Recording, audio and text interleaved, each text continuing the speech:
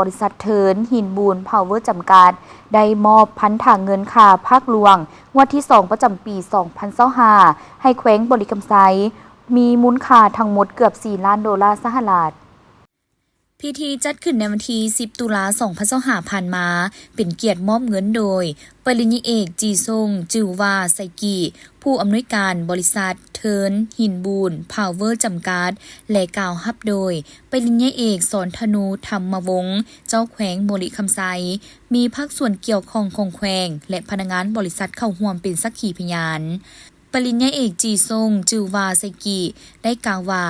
ในฐานะเป็นหัวหน่วยธุรกิจที่มีความรับผิดชอบบริษัทเทิร์นหินบูนพาวเวอร์จำกัดยังคงยืนยันอย่างตั้งหน้าในการปฏิบัติพันธะของตนตามสัญญาสัมปทานระเบียบกฎหมายของสปป.ลาวและหลักปฏิบัติสากลที่ดีที่สุดโดยเฉพาะแมนพันธะด้านภาษีอากรเงินปันผลและเงินค่าภาคหลวงซึ่งตลอดระยะเวลา27 ปีผ่านมาบริษัทได้ตั้งหน้าปฏิบัติพันธะของตนได้อย่างถูกต้องและเป็นปกติเพื่อนำเอาเงินตราต่างประเทศเข้ามาสปป.ลาวประกอบส่วนเข้าในการพัฒนาเศรษฐกิจสังคมของประเทศดำเนินธุรกิจในแขนงพลังงานไฟฟ้าน้ำตกแบบยืนยงของสปป.ลาว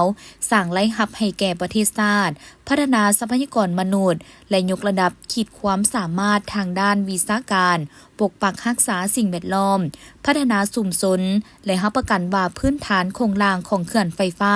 ยังเป็นโครงการที่ได้มาตรฐานสากลก่อนจะมอบโอนคืนให้รัฐบาลเพื่อสิ้นสุดสัญญาสัมปทานปริญญาเอกสอนธนูธรรมวงศ์ได้กล่าวแสดงความขอบใจมายังบริษัทเทิร์นหินบุญพาวเวอร์จำกัดที่ได้มอบพันธะให้แขวงบริคำไซในครั้งนี้ซึ่งจะเป็นปัจจัยหลักที่จะเฮ็ดให้แขวงบรรลุเป้าหมายการเก็บรายรับในแต่ละปีอีกด้านหนึ่งแม้นเพื่อเป็นการประกอบส่วนอย่างตั้งหน้าเข้าในการพัฒนาเศรษฐกิจสังคมของแขวงบริคำไซ